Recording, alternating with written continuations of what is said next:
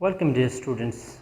That is lecture number 3, and in previous lecture we discussed about Lahore Resolution.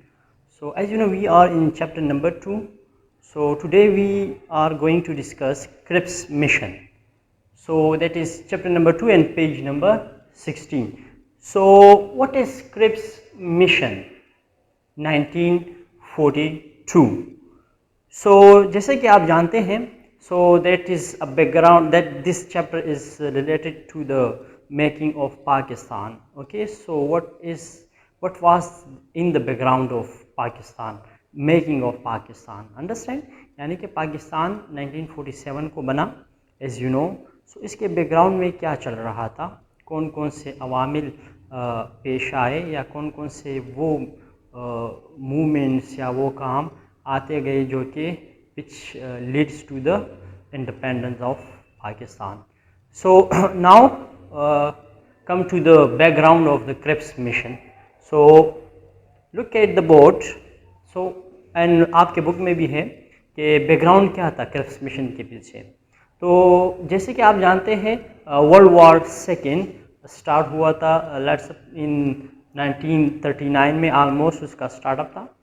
तो 1939 में जैसे ही world war 2 था, तो ब्रिटिश वाइसराय ने क्या किया था, तो ब्रिटिश वाइसराय ने ये किया था कि without any consultation of with Indians they decide to मतलब वर्ल्ड वॉर 2 में जाने का फैसला किया था without consultation with the Indians, जिसमें जो है कांग्रेस जो है बहुत ज़्यादा क्या था, डिसअपॉइंट हो गया था, उनसे नाराज़ हो गया था. तो उसके बदले में कांग्रेस ने क्या किया, उन्होंने प्रोविंशियल गवर्नमेंट से क्या किया था, रिज़ाइन दे दिया था, जो कि इंडिया में था, जितने भी उनके प्रोविंशियल गवर्नमेंट्स थे इंडिया में, अंडरस्टैंड. एंड देन फिर उसके बाद वो तो ब्रिटिश गवर्नमेंट वाइसराय ने तो ये डिसाइड किया था, और उसके साथ साथ ही जापान भी उसी वर्ल्ड वॉर 2 में कूद पड़ा था, अंडरस्टैंड. तो उसके फिर बैकग्राउंड में फिर ये हुआ कि कांग्रेस एंड और गांधी जो थे, उन्होंने क्या किया, एक ट्राई किया उन्होंने कि इंडिया में जो हिंदू थे और कांग्रेस के थ्रू उन्होंने ये कोशिश स्टार्ट की कि वो ब्रिटिश गवर्नमेंट के अगेंस्ट हो जाए, अंडरस्टैंड. यानी कि ब्रिटिश गवर्नमेंट और ब्रिटिश रूल्स के अगेंस्ट हो जाए जितने भी इंडियंस थे. यानी कि इंडिया में आप जानते होंगे कि इंडिया में जो कि इन दोनों ब्रिटिश रूल था, यानी कि हिंदुस्तान भी उस वक्त आज़ाद नहीं हुआ था.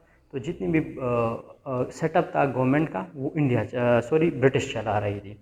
तो अंडरस्टैंड. तो इसी टेंशन में जो है यानी कि इंडिया में जितना भी ये टेंशन चल रहा था कि जी वहाँ के लोग ब्रिटिश गवर्नमेंट के ख़िलाफ़ हो रहे थे, जो कि कांग्रेस और गांधी की वजह से ये टेंशन स्टार्ट हुए थे. तो फिर ब्रिटिश गवर्नमेंट ने ये किया कि क्या किया, उन्होंने एक इस सिचुएशन को हैंडल करने के लिए एक मीटिंग या एक मिशन आपके लिए वो भेज दिया. In this situation British government send a mission. इस मिशन को क्या नाम दिया गया, Cripps mission, to resolve these issues, understand. यानी जो भी टेंशन्स चल रहे थे या ये उस वक्त जो इंडिया में चल रहे थे ड्यूरिंग वर्ल्ड वॉर 2 इन 1939, तो उन ब्रिटिश गवर्नमेंट ने क्या किया, एक मिशन भेजा यहाँ पर इंडिया में to resolve all these issues.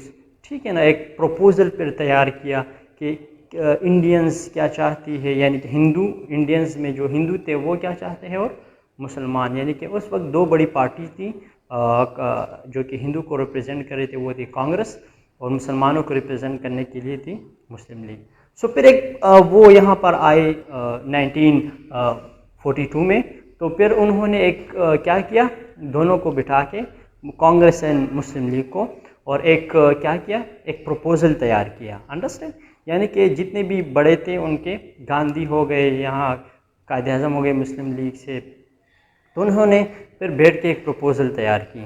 Okay. तो उस प्रपोज़ल में कौन कौन सी चीज़ें थी, तो उस प्रपोज़ल में नंबर फर्स्ट में था कि इंडियंस क्या किया कि उन्होंने ये कहा ब्रिटिश गवर्नमेंट ने कि इंडिया की जो इंडिपेंडेंस है उनको इंश्योर करवाया कि इंडिया के इंडिपेंडेंस से मुराद यानी कि ब्रिटिश रूल से वो आज़ाद हो जाएंगे. तो उन्होंने कहा जैसे ही वर्ल्ड वॉर सेकेंड ख़त्म हो जाएगी, तो क्या होगा, हम इंडिया को इंडिपेंडेंस देंगे। अंडरस्टैंड।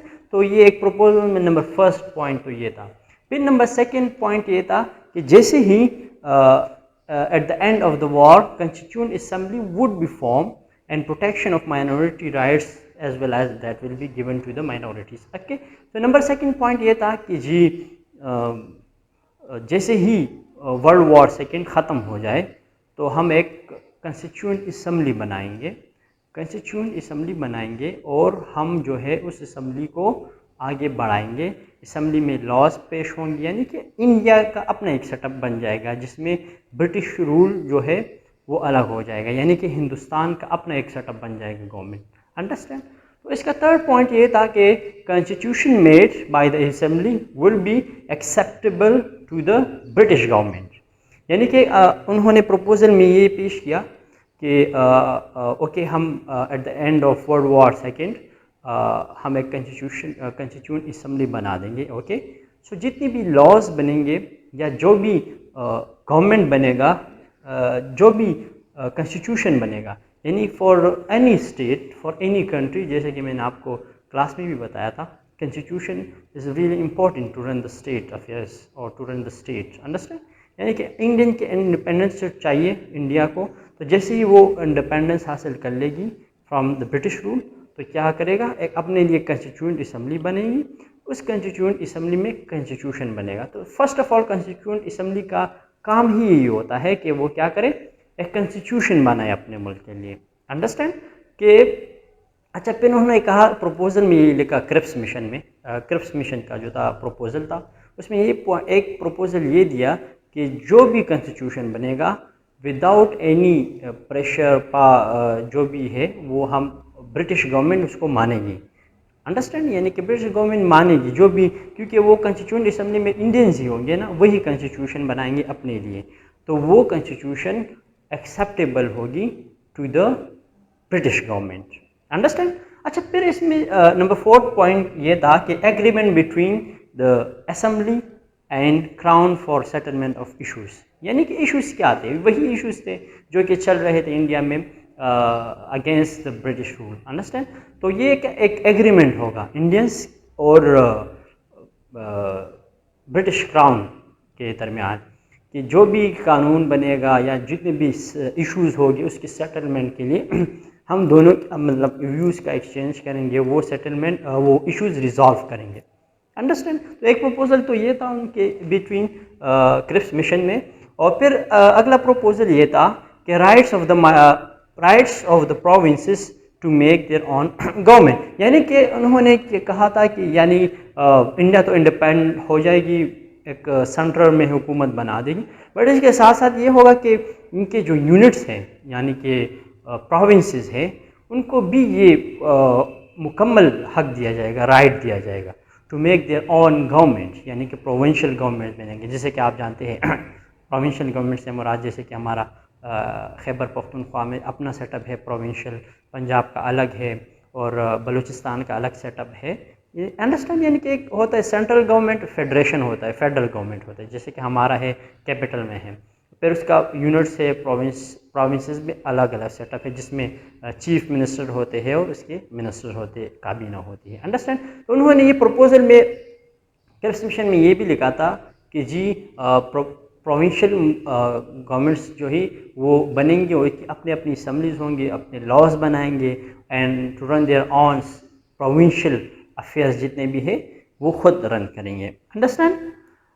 अच्छा, तो फिर था नंबर 6 पॉइंट है इसका कि जी during the war of total responsibility of the defence will be would be in the hand of the British government. Understand. यानी कि वर्ल्ड वार सेकेंड चल रहा था, तो वर्ल्ड वार सेकेंड की जितना भी ड्यूरेशन था ड्यूरिंग वर्ल्ड वार सेकेंड, तो इसमें ये प्रपोजल में ये पॉइंट लिखा गया कि क्या होगा, जितना भी डिफेंस का जो काम होगा यानी कि इस प्रोटेक्शन या डिफेंस बॉर्डर मैनेजमेंट जो भी है वो in the hand of British government संभालेगी। अंडरस्टैंड। क्योंकि उस वक्त इंडियन आर्मी तो इतनी स्ट्रॉन्ग थी नहीं। अंडरस्टैंड। क्योंकि ब्रिटिश रूल था, तो उन्होंने कहा कि डिफेंस के जितने भी मामलात हैं वो ब्रिटिश गवर्नमेंट जो क्या करेगी वो उसको देखेगी। So understand. तो ये थे कुछ पॉइंट्स थे, प्रपोजल उन्होंने तैयार की, यानी कि क्रिप्स मिशन आई थी जो कि ब्रिटिश गवर्नमेंट ने भेजी थी इंडिया में। तो ये प्रपोजल तैयार की, अंडरस्टैंड। अच्छा, प्रपोजल तो तैयार हो गई, फिर क्या हुआ, कुछ रिएक्शन भी आया ना, क्योंकि उन मुसलमानों की तरफ से भी और हिंदुओं की तरफ से भी, अंडरस्टैंड। तो उसमें रिएक्शन में था, ये था कि कांग्रेस का रिएक्शन ये था कि ये हमारे साथ बस ऐसी, मतलब टाइम को डिले करने के लिए या टाइम पास करने के लिए हमारे साथ ऐसी मजाक कर रहे हैं। इन्होंने कहा कि कुछ ऐसे इमीडिएट स्टेप्स नहीं लिए गए for the independence of the India. क्यों? क्योंकि उन्होंने कहा कि वर्ल्ड वार सेकेंड ख़त्म होगी, फिर हम ये करेंगे वो करेंगे। तो उन्होंने कहा it is not a materialistic thing. उन्होंने हमारे लिए कुछ बनाया नहीं किया, कुछ ठोस चीज़ें सामने नहीं लाई, अंडरस्टैंड। अच्छा, फिर मुस्लिम लीग का भी इसमें रिएक्शन आया। इनका रिएक्शन ये था कि उन्होंने कुछ ऐसा वो कंसीड नहीं किया for the creation of Pakistan, यानी कि कुछ क्लियर टर्म्स में नहीं लिखा उस प्रपोज़ल में, ये नहीं लिखा था इस देखे ये इन प्रपोज़ल में कि जी हम मुसलमानों के लिए एक सेपरेट होमलैंड बनाएंगे, इट मीन्स पाकिस्तान बन एक, क्योंकि क्लियर टर्म में कुछ नहीं लिखा, अंडरस्टैंड। तो ये कुछ वो इन दोनों की वजह तरफ से रिएक्शन आए थे, कांग्रेस एंड मुस्लिम लीग की तरफ से। अच्छा, फिर कंक्लूजन में अगर हम देखते हैं रिज़ल्ट में इस पूरे क्रिप्स मिशन को, ये आया और फिर किस तरह गया, तो उनका रिज़ल्ट तो ये आया सामने कि ये क्रिप्स मिशन अनसक्सेसफुली वापस चला गया ब्रिटिश। वो किस तरह, यानी कि इन्होंने एक ख़ास बस एक रिटर्न वर्क उन्होंने तैयार किया प्रपोजल और वापस चले गए, मतलब कोई ऐसी ठोस मटीरियल बेस कुछ चीज़ उन्होंने तैयार नहीं की ना, उनके बिटवीन कुछ ऐसा कुछ काम तय पाया कि इस तरह होगा, यानी कि ये जो तनाज़ात है ये कम होंगे वगैरह वगैरह, बट ऐसी कुछ डॉक्यूमेंटेशन कर ली उन्होंने and they return unsuccessful. But ये तो था एक नेगेटिव थिंग। इसमें एक पॉजिटिव थिंग ये थी मुसलमानों के लिए, वो ये थी कि कुछ पॉजिटिव स्टेप्स लिए गए टुवर्ड्स आवर, मतलब कि मुसलमानों का उस वक्त तो यही एक मतलब मुतालबा था, separate homeland, for the separate homeland. But उसमें क्लियर टर्म्स में तो पाकिस्तान का वो जिक्र नहीं आया, बट ये आया कि फॉर द फर्स्ट टाइम ये हुआ कि ब्रिटिश रूल ने क्या किया कि एक एक्सेप्ट कर लिया फॉर, यानी कि एक पार्टीशन का एक कंसेप्ट उनके जहन में आया, British rule for the first time, कि ये होगा कि जी मुसलमानों के लिए एक सेपरेट होमलैंड होना चाहिए फॉर मुस्लिम्स, यानी कि इंडिया में एक ऐसा होमलैंड होना चाहिए मुसलमानों के लिए जिनका अलग सेटअप हो। कुछ ऐसी बातचीत आई इस क्रिप्स मिशन में बिटवीन ब्रिटिश रूलर्स, अंडरस्टैंड। तो ये था एक क्रिप्स मिशन आया, एक शॉर्ट सा वो टॉपिक था, एंड ये था background, proposal, then reaction, and उनका एक रिज़ल्ट निकला जो कि कुछ ख़ास रिज़ल्ट नहीं निकला, बस एक डॉक्यूमेंटेशन कल इन्होंने तैयार किया, वो वापस चले गए। So that was short topic. So I hope आपको समझ आ गया होगा, and till next lecture, good bye.